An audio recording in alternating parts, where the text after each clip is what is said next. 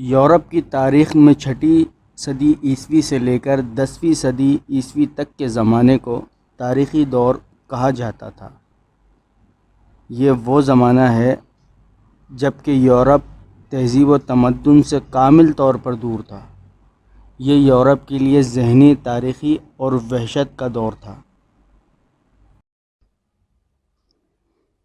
مگر اس تاریخی دور کا تعلق صرف یورپ سے تھا۔ عین اس وقت جب کہ یورپ پر تاریخی دور کا اندھیرا چھایا ہوا تھا، اسلامی دنیا میں تہذیب کی روشنی پوری طرح سے موجود تھی۔ برٹیڈیسنل کے الفاظ میں ٹھیک اسی زمانے میں ہندوستان سے اسپین تک اسلام کی عالی شان تہذیب ظہور میں آ چکی تھی۔ یہ اسلامی تہذیب جو سسلی اور اسپین میں داخل ہو کر یورپ کے اندر تک پہنچ چکی تھی، اس نے یورپ کے لوگوں کو متاثر کیا۔ مغربی یورپ کے طلباء اسپین کے اسلامی یونیورسٹیوں میں تعلیم کے لیے آنے لگے۔ مسلم دنیا کے بہت سے لوگ نکل کر یورپ پہنچے۔ جب یورپ والوں کو معلوم ہوا کہ مسلمان علم کے اعتبار سے ان سے بہت آگے جا چکے ہیں، تو انہوں نے مسلمانوں کی کتابوں کا ترجمہ لاطینی زبان میں شروع کیا۔ انسائکلوپیڈیا آف برناٹکا کے مقالہ نگار نے لکھا ہے کہ اس وقت مسلمانوں نے ایسے کتب خانے تھے جن کی کتابوں کی تعداد 1,00,000 سے زیادہ تھی۔ وہ تمام بنیادی لٹریچر جس میں یورپ کی مردہ زندگی، دوبارہ دی ہوئی زندگی کو ابھار کر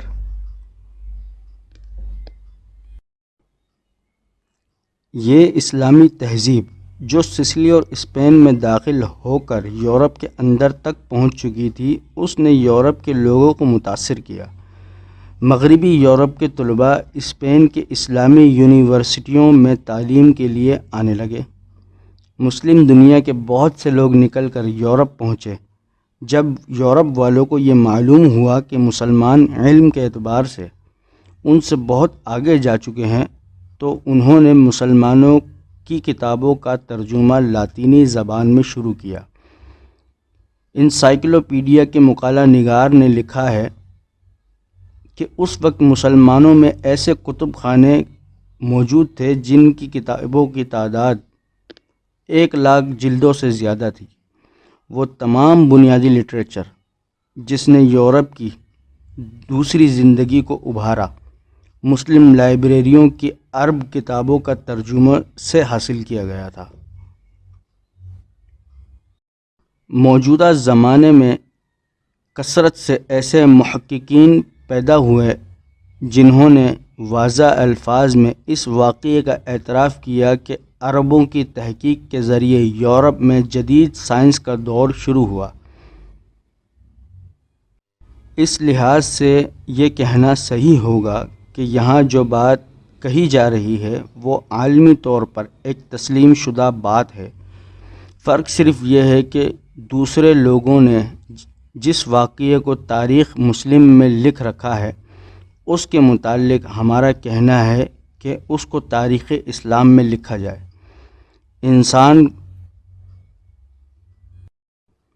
اس کو انسان کے خانے سے نکال کر خدا کے خانے میں ڈالا جائے۔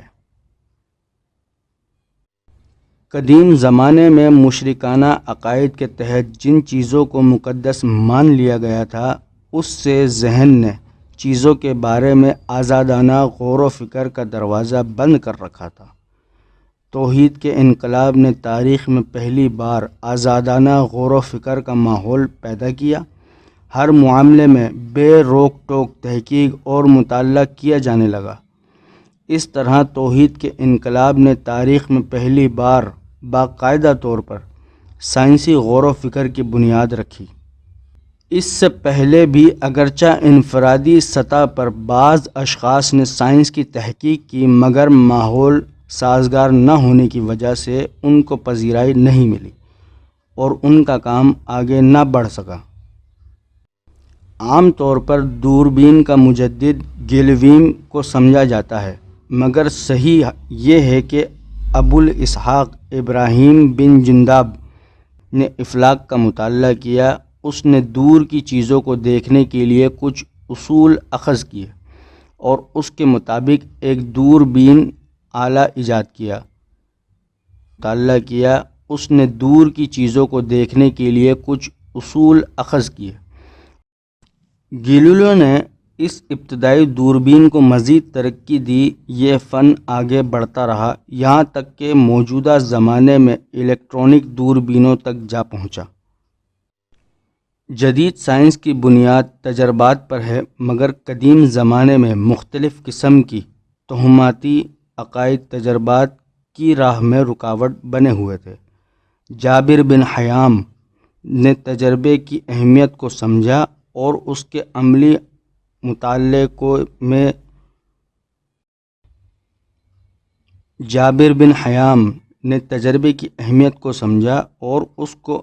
مطالعے میں استعمال کیا۔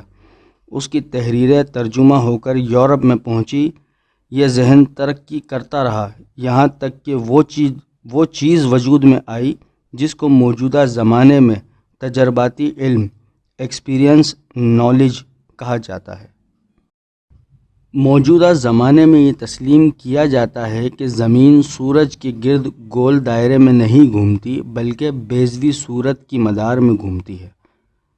سیاروں کی یہ حرکت آج کیپلر کے تیسرے قانون کے نام سے مشہور ہے، مگر اس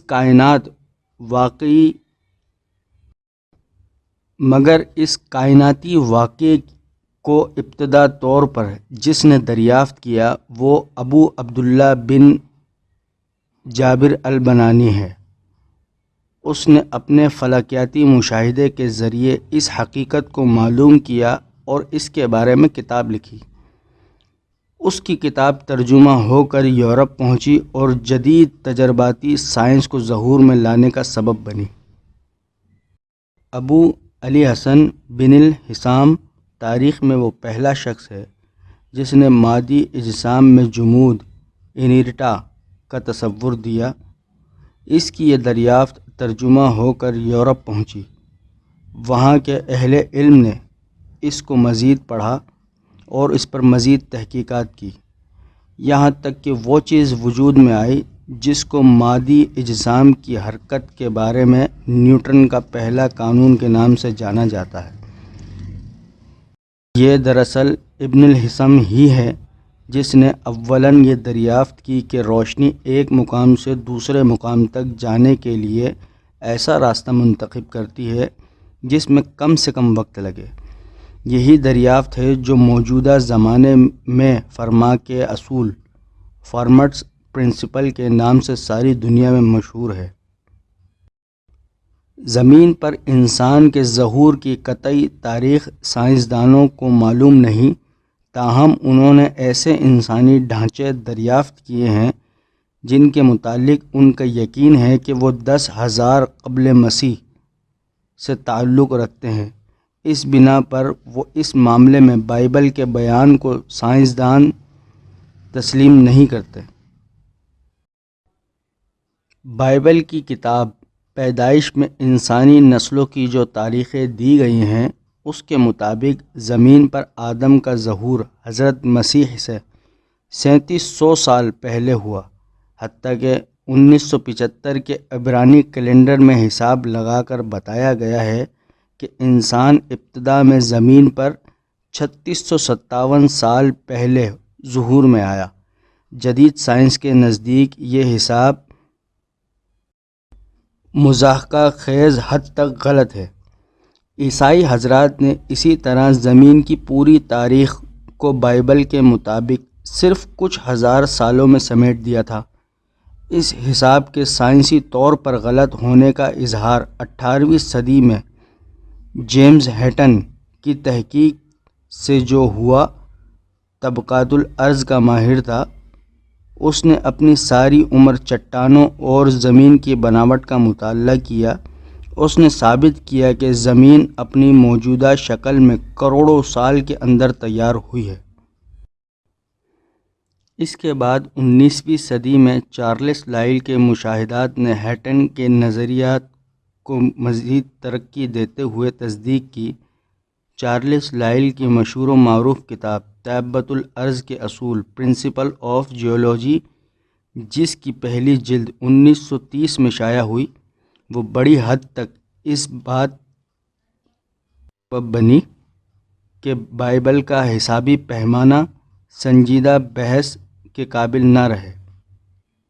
حقیقت یہ ہے کہ چارلس لائل کی کتابوں کا نتیجہ تھا کہ وسیع تر دنیا اس بات پر مطمئن ہو گئی کہ بائبل سے حساب صحیح نہیں لیا گیا، جبکہ اس سے پہلے یہ ناقابل قیاس تھا کہ بائبل کے حساب کو صحیح نہ سمجھا جائے۔ اس قسم کے نظریات یورپ کی علمی ترقی میں رکاوٹ بن گئے۔